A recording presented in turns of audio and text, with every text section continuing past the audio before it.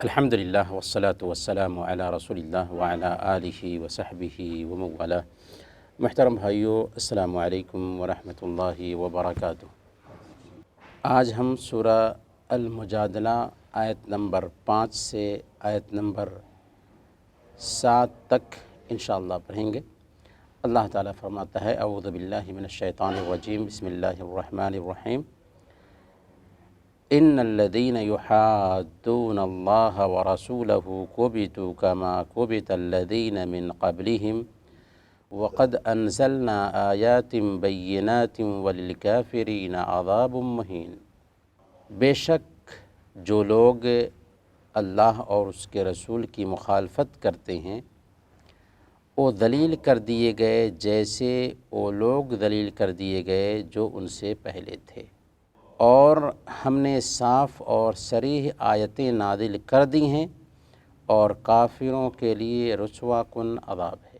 اس آیت کریمہ میں اللہ رب العالمین نے بتایا کہ جن لوگوں نے اللہ اور اس کے رسول کی مخالفت کی وہ ذلیل کر دیے گئے۔ کیسے ذلیل ہوئے؟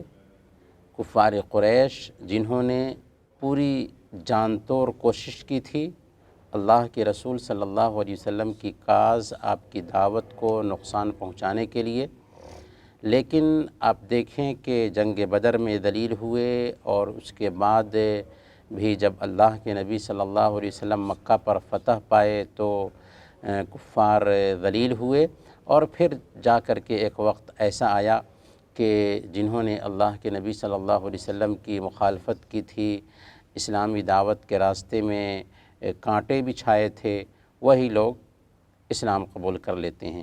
تو اللہ تعالیٰ نے فرمایا کہ جن لوگوں نے اللہ اور اس کے رسول سے مخالفت کی تھی وہ ذلیل ہوئے جیسا کہ ان سے پہلے کے لوگ ذلیل ہوئے تھے۔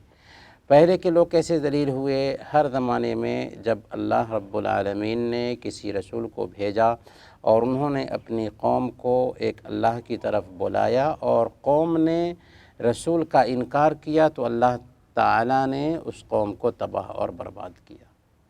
تو یہ ذلت ہوئی دنیا میں کہ وہ مردود اقوام میں شامل ہوئے، ذلیل ہوئے، اور ہمیشہ ہمیش کے لیے تاریخ کے لیے عبرت کا سامان بن گئے، تو اس لیے وہ ذلیل ہوئے۔ آگے فرماتا ہے اللہ تعالیٰ: وقد انزلنا آیات بینات، ہم نے آپ کے اوپر کھلی نشانیاں اتار دی ہیں، اور ان کھلی نشانیوں کو دیکھ کر کے جن کے پاس سچائی کی تلاش ہے وہ ایمان لائیں گے۔ وَلِلْكَافِرِينَ عَذَابٌ مُّهِينٌ، لیکن جو لوگ کفر کا راستہ اختیار کریں گے، جو لوگ اللہ اور اس کے رسول کے طریقے کے مطابق زندگی نہیں گزاریں گے، ان کے لیے دردناک عذاب ہے۔ اللہ فرماتا ہے آگے: یوم یبعثہم اللہ جمیعا فینبئہم بما عملوا احصاہ اللہ ونسوہ واللہ علی کل شیء شہید۔ جس دن اللہ تعالیٰ ان سب کو دوبارہ اٹھائے گا، پھر انہیں ان کے اعمال کی خبر دے گا۔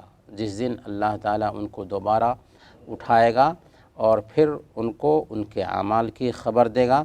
اللہ نے ان کے اعمال کو گن رکھا تھا اور وہ بھول گئے تھے، اور اللہ ہر چیز سے واقف ہے۔ اس میں سب سے پہلے اللہ تعالیٰ نے یہ احساس دلایا انسانوں کو کہ یہ دنیا چند روزہ ہے، اس دنیا کو ہی سب کچھ مت سمجھو، بلکہ ایک دن تمہیں اپنے رب کے پاس حاضر ہونا ہے، حساب و کتاب چکانا ہے، اور پھر یا تو تمہارے عمل کی بنیاد پر تمہارے لیے جنت ہے یا جہنم ہے۔ یوم یبعثہم اللہ جمیعا، سارے کے سارے انسانوں کو اللہ تعالیٰ کل قیامت کے دن اٹھائے گا۔ فینبئہم بما عملوا، انہوں نے دنیا میں جو کچھ بھی کیا تھا ان سارے اعمال کا ان کو بدلہ چکانا ہے، ان کو جو کچھ بھی خیر یا شر کیا تھا ان کے بارے میں نتیجہ ان کو دیکھنا ہے، تو ان کے اعمال کی ان کو خبر دی جائے گی۔ اگر اچھا کیا تھا تو اچھی شکل میں نتیجہ دیکھیں گے، برا کیا تھا تو بری شکل میں نتیجہ دیکھیں گے۔ اللہ نے آگے فرمایا احصاہ اللہ ونسوہ، اللہ تعالیٰ نے ان کے ایک ایک عمل کو شمار کر رکھا تھا لیکن وہ بھول گئے تھے۔ ہم بہت سارے غلط کام کرتے ہیں اور یاد نہیں رکھتے، بہت ساری نیکیاں کرتے ہیں، ہمیں ان کا احساس نہیں ہوتا، بلکہ 2 سال پہلے ہم نے کون سی نیکی کی تھی ہم کو یاد ہے؟ 2 سال پہلے ہم نے کون سا گناہ کیا تھا ہم کو یاد ہے؟ نہیں۔ لیکن بلوغت کے بعد سے لے کر کے وفات تک 40 سال کا عرصہ ہو، 60 سال کا عرصہ ہو، ایک ایک حرکت کو اللہ تعالیٰ نے شمار کر رکھا ہے۔ سب سے پہلے وہ خود جانتا ہے، دوسرے نمبر پر اس کے فرشتے نے اسے نوٹ کر لیا ہے، تیسرے نمبر پر ہمارے اعضاء و جوارح کل قیامت کے دن ہمارے لیے گواہی دیں گے اور ہمارے خلاف بھی گواہی دیں گے، اور پھر یہ دھرتی بھی ہمارے خلاف گواہی دے گی۔ ہم کہاں بھاگ کر کے جائیں گے؟ تو اللہ تعالیٰ نے فرمایا کہ اللہ تعالیٰ نے اس کے ایک ایک عمل کو شمار کر رکھا ہوگا جبکہ وہ ان سارے اعمال کو بھول چکے تھے۔ احصاہ اللہ ونسوہ واللہ علی کل شیء شہید، اور اللہ تعالیٰ ہر چیز سے واقف ہے، ہر چیز کی نگرانی کر رہا ہے، ہر چیز کو جان رہا ہے، اس سے کوئی چیز اوجھل نہیں ہوتی۔ الم تر ان اللہ یعلم ما فی السماوات وما فی الارض ما یکون من نجوى ثلاثة الا هو رابعهم ولا خمسة الا هو سادسهم ولا ادنى من ذلك ولا اکثر الا هو معهم اینما كانوا ثم ينبئهم بما عملوا يوم القيامة ان اللہ بكل شيء علیم۔ اللہ تعالیٰ فرماتا ہے کہ اے میرے نبی، کیا آپ کو معلوم نہیں کہ اللہ ان تمام چیزوں کو جانتا ہے جو آسمانوں اور جو زمین میں ہیں؟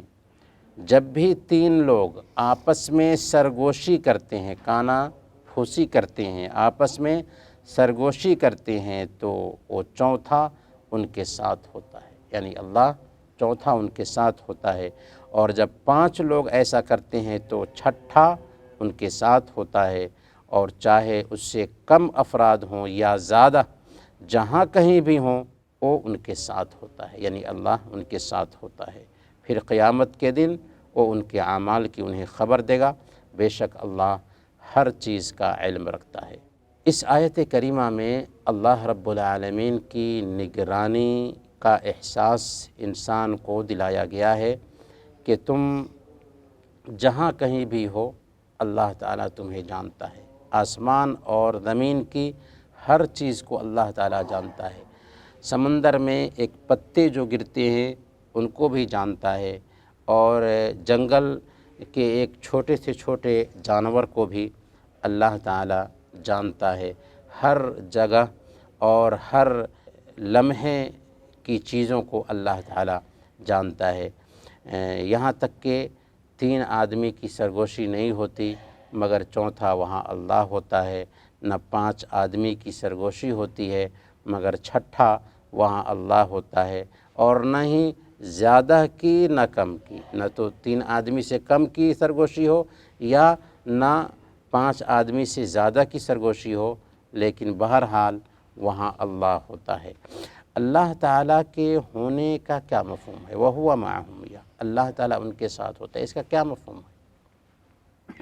دیکھیں اللہ تعالیٰ نے قرآن کریم میں 6 جگہ پر انہی الفاظ میں کہا ثم استوى علی العرش، اللہ عرش پر مستوی ہوا، اور 7ویں جگہ پر اللہ فرماتا ہے الرحمن علی العرش استوى، الرحمن عرش پر مستوی ہے۔